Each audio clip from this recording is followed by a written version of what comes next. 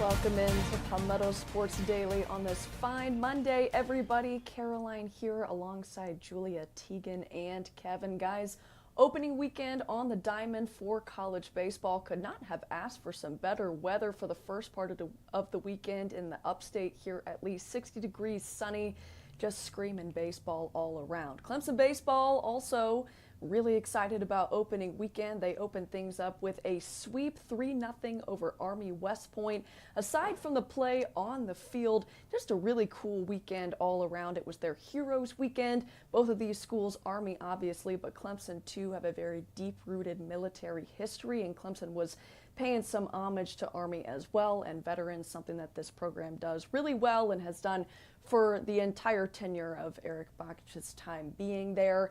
They had some really nice military appreciation moments, like gifting Army with some gifts, and also Army joined in on Clemson's tradition of shaking veterans' hands during the fourth inning, so that was pretty cool as well. I think people in the crowd also really enjoyed it. But back to the gameplay, Clemson gets a 3-2 win on Friday, little comeback action. Then they get a 10-1 win on Saturday. The games on Saturday turned into a doubleheader because the weather ended up getting worse on Sunday. So game 1 is a 10-0 win. Game 2 is a 7-0 win. That's Clemson's first back-to-back shutout since 2020, and it's their first scoreless doubleheader since 2001. So that's pretty rare. Head coach Eric Bakic was really impressed and excited about the performance of his pitching staff for opening weekend.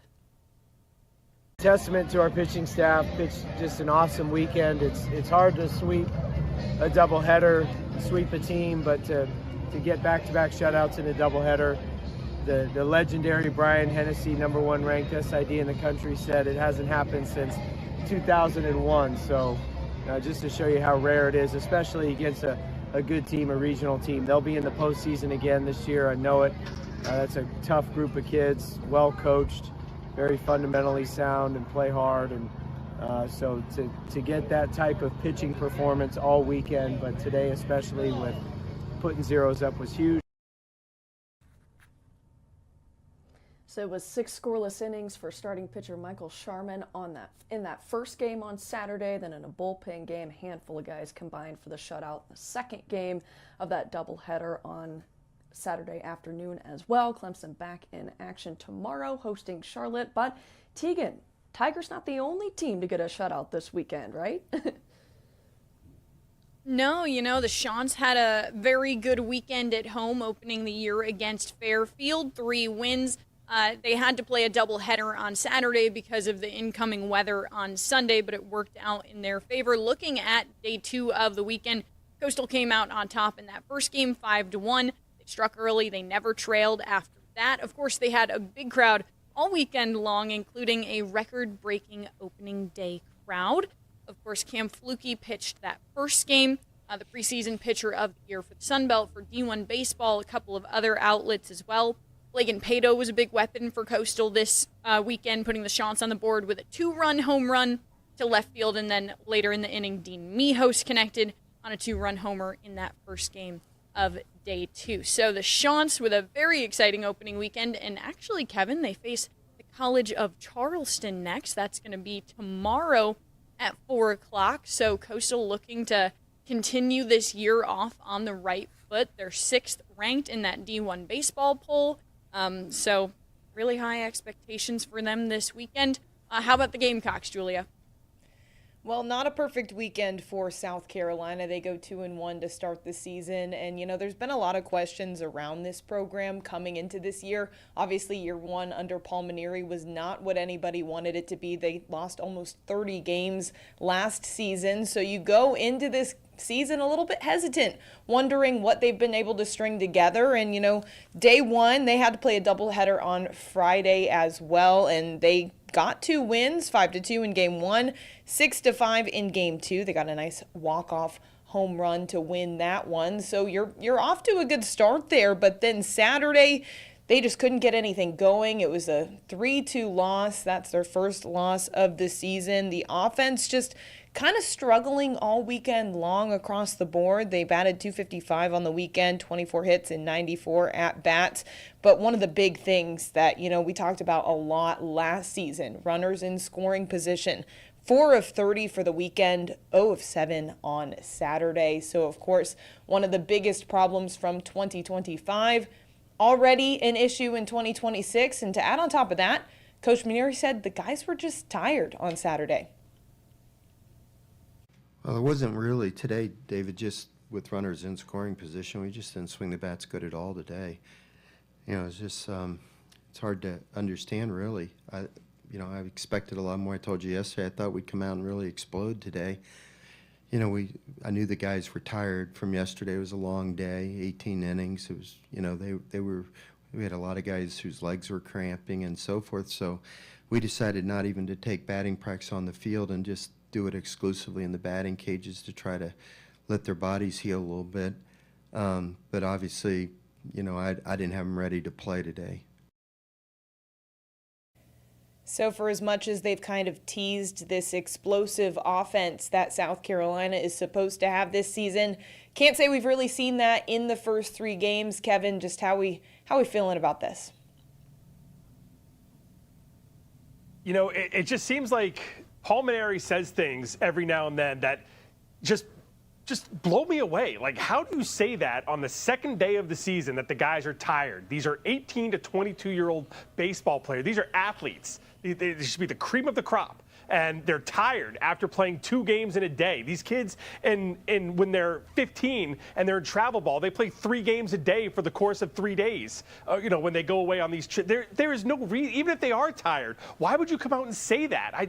He did the same thing last year where he said something along the lines of he wasn't prepared for what this season was going to bring. Like, even if that's true, why do you say it? And I don't understand why Maneri keeps doing this to himself. I don't know if the school has to step in and be like, hey, maybe just stick to some basic answers or something along the lines, because he just opens himself up for this criticism. If they had lost that game on Saturday and he just came out and just said, yeah, we didn't swing the bats well today, nobody would have said a word and it would have gone past and it would have just shrugged their shoulders like, all right, one bad game, no big deal. But to come out and say they're tired after 2 games, what are we doing here, Julia?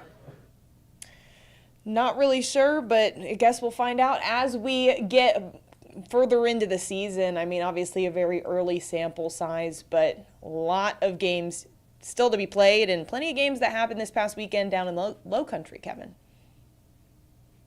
Yeah, all 3 teams had their opening weekend, including the College of Charleston, who opened up with 4 games against a Big Ten team in Rutgers. And things started off well on Friday night for the College of Charleston as their bats came out really swinging pretty well, then opened up the season with an 8-3 win. They scored about 5 runs over the course of the first 2 innings. So they just kind of patted on from there, and they started off the season 1-0 with that win over Rutgers. From there, though, things really went downhill and quickly. They had a doubleheader on Saturday. They lost both games by the scores of 13-2 and then 5-2, and then they come out yesterday and they get run ruled in 8 innings by Rutgers, losing that one 14-4. So after a good start Friday, really not the way Chad Holbrook wanted things to go on Saturday and Sunday. Like Teagan mentioned, they'll try to bounce back tomorrow night when they go up to Coastal Carolina for a road game in that one. Meanwhile, Charleston Southern actually started off the weekend with a 3-game sweep over Bucknell. Buck's looking really good, and this is the first time they've opened the season with a 3-game sweep since back in since back in 2015. So it's been more than a decade since CSU has done this. So off to a great start. They win Friday night 6-3. They run rule Bucknell on Saturday in the first game of a doubleheader 11-1, and then win 8-5 in the second game. So their best start in more than a decade. As for the Citadel, they were back at home opening up the season against Liberty this weekend. They got off to a rough start on Friday as they dropped game 1 of that 3-game set 7-3 against the Flames. They came back, got their first win of the season on Friday, looking good in a 4-3 victory, and then came up short on Sunday in a 5-4 loss. They had the tying run on in that bottom of the 9th inning, but just couldn't bring it through. They're going to be back in action this coming weekend when they play host to Marshall. We've got more coming up here on Palmetto Sports Daily, coming up after the break.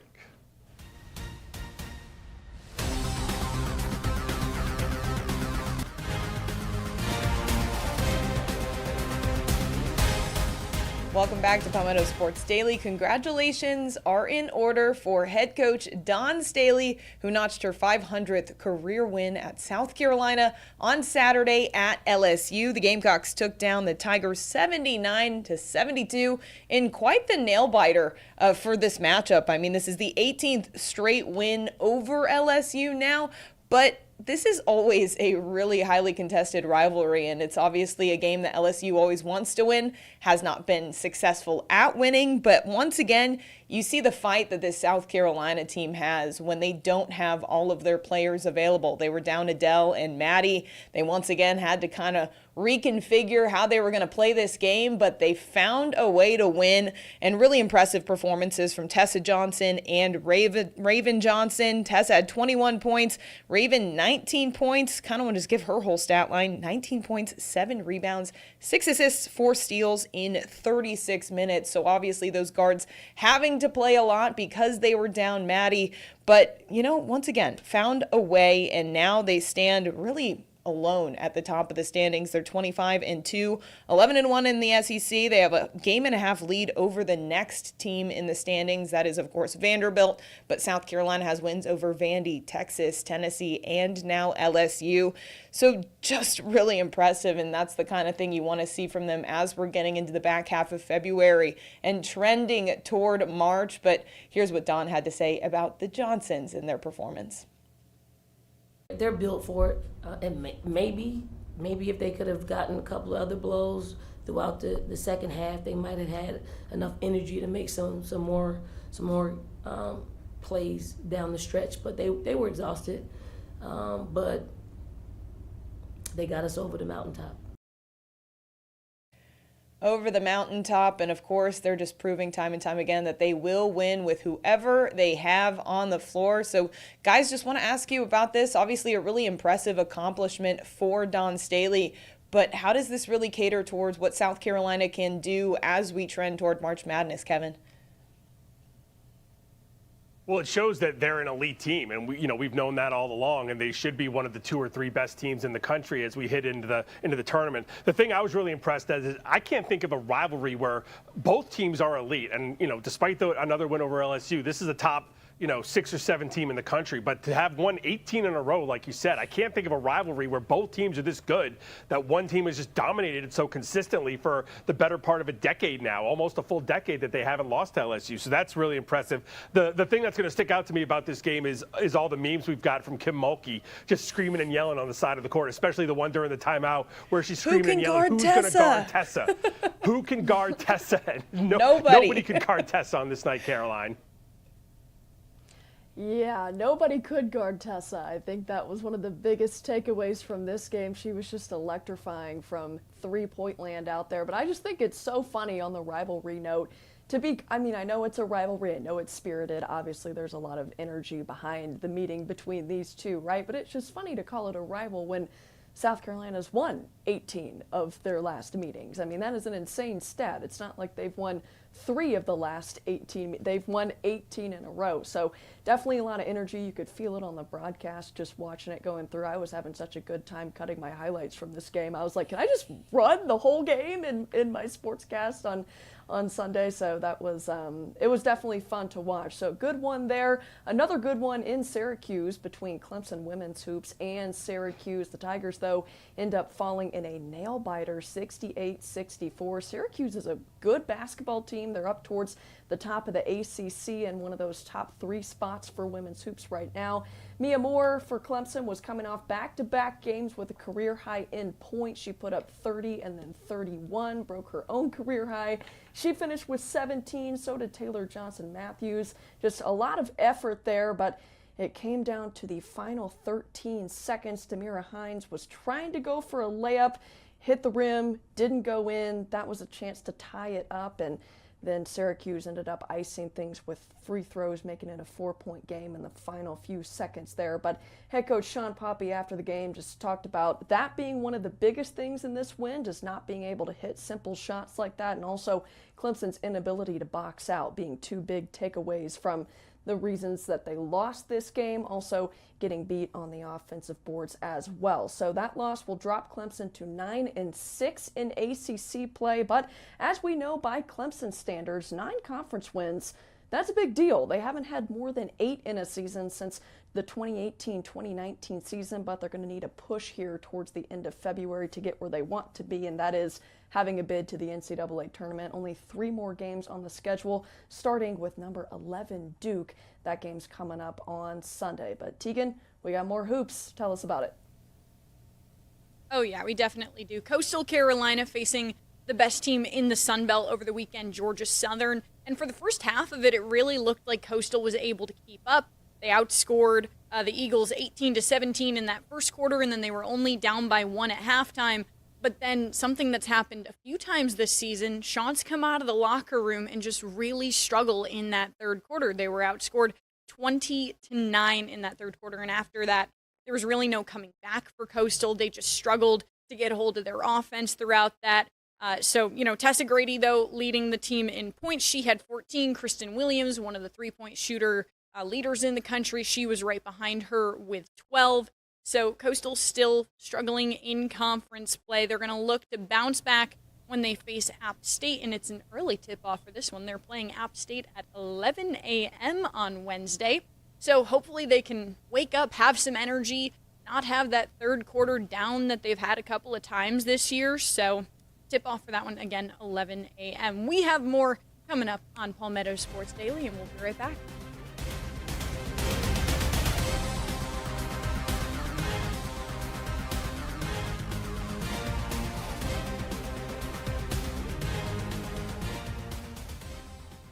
Welcome back into Palmetto Sports Daily. We got more basketball to talk about, of course, because it is Men's February. But today, earlier this afternoon, we get word that Clemson men's basketball has dropped out of the AP Top 25.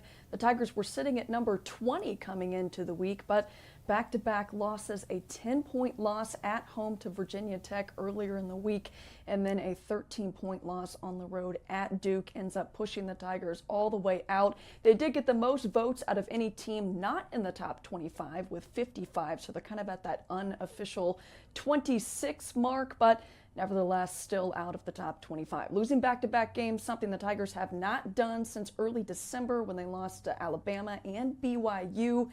But the theme in both of the games this time around was their inability to make shots, and that's really something that this team has been doing very well, especially from behind the arc. They shot just 45% from the floor, 31% from three against Virginia Tech, and then just 35% from the floor, 25% from three against Duke. You saw that video there of all the stars. Cooper Flagg was in the building. Coach Mike Krzyzewski there as well at Cameron Indoor. Tough environment to play in, as we know as fans, but still Brad Brownell not content with his team's performance on Saturday. Can't score. I mean, it's pretty simple. You can't score. You're not going to hold Duke. I mean, to hold them to 67, I probably would have taken that if you told me that at the beginning of the game. It's just, you can't keep up. And obviously we're not as gifted offensively. This is where not having a guy that can just kind of save you at times, go make a great one-on-one play on a consistent basis, or, do enough to draw another player and help, probably hurts us. There's just so much on our execution and then shot making, and we haven't shot the ball as well here this week. So that loss will snap Clemson's 14-game conference road streak, the longest of that kind in the country. And I know Brad Brownell said that this wasn't the case, but Clemson last week went over, played two very late games in California against Stanford and Cal. Kevin, before we get to those low country games, just want to ask you, do you think there was any kind of a hangover maybe from that California road trip?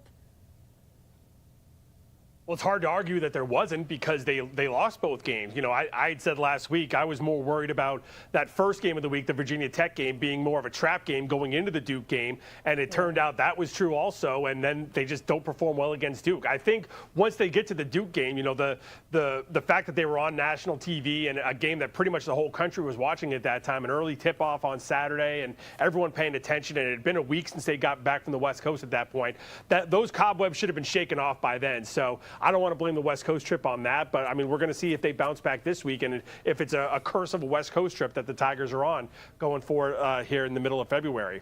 As for here in the Low Country, we had all three teams in action over the course of this weekend, including the College of Charleston on Sunday. They were on the road facing off against Campbell. A week that started with CFC in first place in the CAA Conference now sees them 2 games back of first place UNC Wilmington after losing to the Seahawks at home last Monday and then falling at home again on Thursday when they lost to Hofstra. But but they bounced back a little bit, coming up with a win at Campbell yesterday.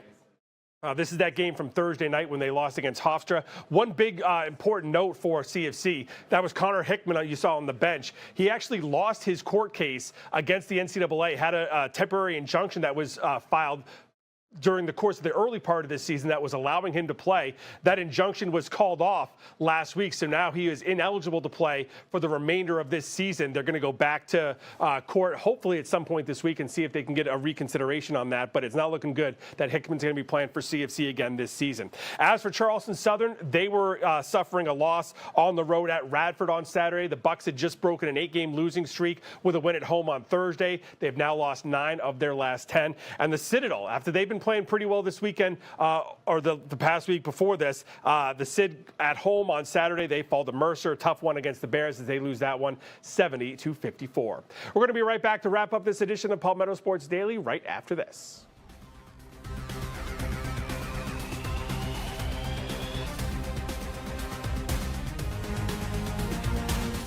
Rounding out this episode of Palmetto Sports Daily with a quick football note. So anybody knows Luke Doty, he's been around this Gamecock program for a very long time. He's finally not playing anymore, but now he's going to be a part of the staff, and not even just Beamer staff in general, but he's going to be on the defensive staff, which is quite interesting when you think about the fact that he played quarterback for several years. He also lined up as wide receiver. So going to be interesting. We'll have to talk about this in the future, guys, about what this could mean for this program and what he can do for the defense. But for now, that's just a little taste, and we'll talk about it more this week. But for now, that is it for us. Have a great week.